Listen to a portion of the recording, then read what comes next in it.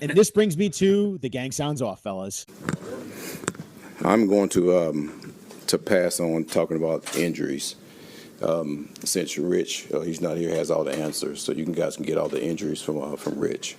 Last one. Is Garrett a candidate for IR, or is that not something you want to? Ask Rich. I'm asking you. Well, I'm telling you to ask Rich. He's not here though. AG. Well, you better call him. No disrespect to you or Rich, but we want to hear from you.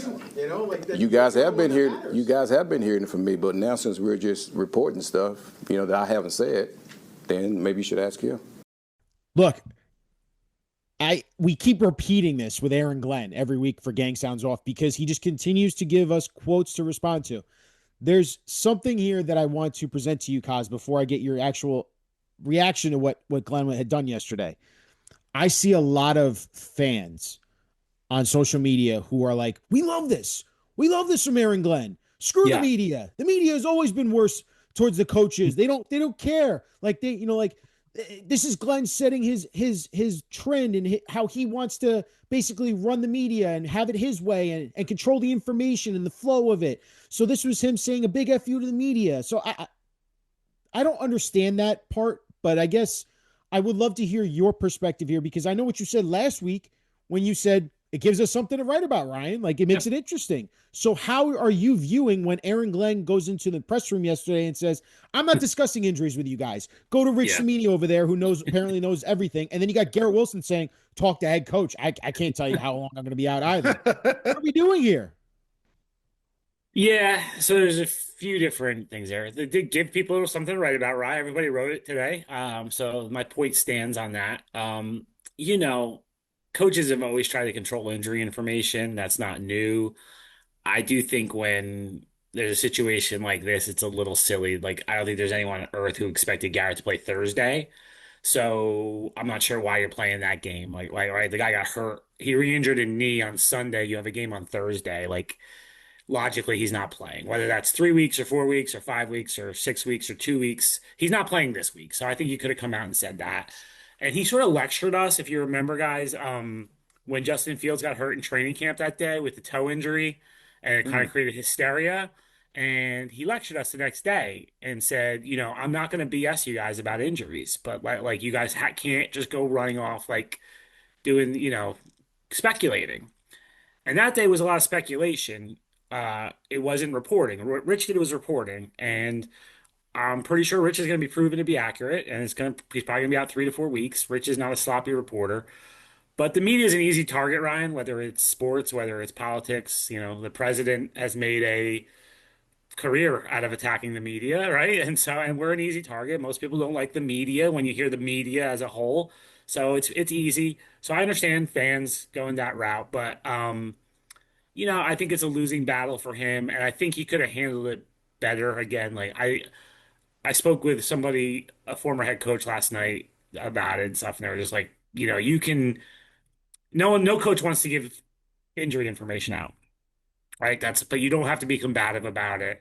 And picking a fight like that is probably not the way to go. And if he wanted to make a point, if he was upset with Rich, he probably should have spoken to Rich privately and not made it public like that. And, but that's how he wants to go. And again, if you win games, nobody cares, Ryan. No one will care how he is in press conferences if he's winning games. If you're 2-7, it gets a little more dissected. Yeah, I mean, look, it's certainly I've tried to discuss this with Frankie and others off the record, not even off the record, but just inside conversations, and it's this fascination of.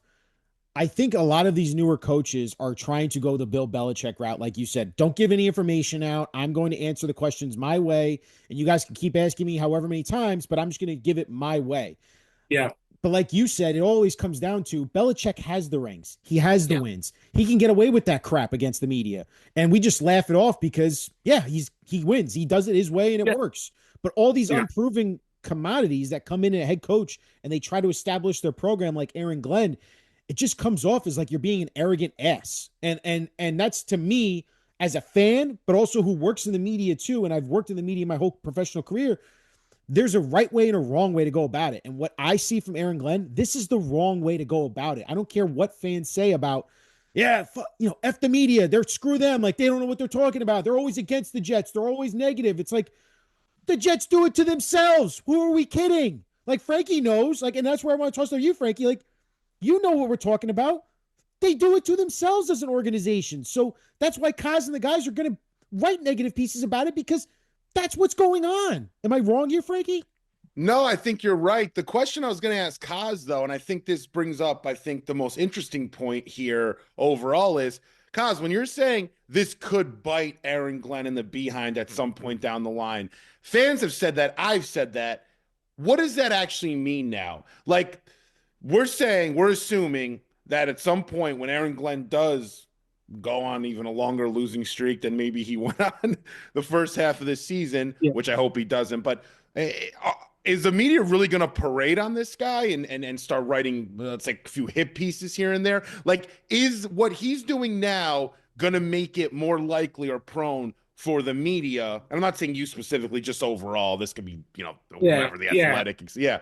Is this something where he's poking a bear and then sort of waiting for that bear to sort of say, you know what, I've had enough of you treating us like this?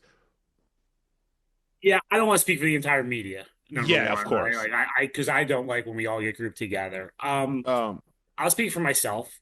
Like I think what happens is we're human, right? So I think you lose the benefit of the doubt when you start to do this. I think if you treat us with respect, and you don't have to be friends with the media. Like I think that's a misconception too. Like just treat us respectfully. I think if there's a situation where it's like, is this coaching? Is it quarterback? Is it the roster? Like the coach might get the benefit of the doubt in that situation. But if you're combative and fighting all the time, you're probably not going to get the benefit of the doubt, and you'll get looked at harder. I don't know if anyone will write hit pieces. I mean, look, I think the argument for that, Frankie, would be Robert Saleh was very friendly with the media, and there were some stories written that weren't very nice to Robert Saleh toward the end. So it didn't help him. I think that's the argument against being uh, friendly with the media. So yeah, I don't, I think it just creates, it's an unnecessary thing is what it is to me. If I was looking at it from like Jets management perspective is like, we have enough to deal with Mike Vrabel and Drake May and then Lamar Jackson next week. And, we have Josh Allen in the division and our quarterback isn't playing particularly well. We've scored one touchdown in the first quarter on offense. Like we've got to figure out who's going to be on this team. Like there's so many things to worry about. Let's not add the media to that list. And let's actually act like what we say, which is we don't worry about the outside noise. We cut out all the outside noise, but then you really don't because you react to everything. So, like, actually do what you're preaching. Ignore it. Ignore it. Who cares that Rich reported that Garrett's going to be out 3 to 4 weeks, right? Like, you could come out and say, what, guys, I know it's out there, but we're still evaluating him. When we have something to say about Garrett Wilson, we'll say it, but we don't have it right now. But don't make it like ask Rich, ask Rich. Like, just I think it's creating an unnecessary layer of what you're trying to deal with here as a first-time head coach. And someone texted me yesterday, said, like, what's his end game? And I don't know. I don't know if there's a plan here in terms of dealing with the media. So, and again, I want to emphasize this because I see this all the time that, oh, the beats hurt. I do not care. I don't like if you heard if the tape was still playing at the end of yesterday, I was laughing. No, yeah. Some guys were really upset. I was cracking up because I found the whole thing so amusing. And I told her all I care about is give me something to write about. Gave us something to write about. It was interesting.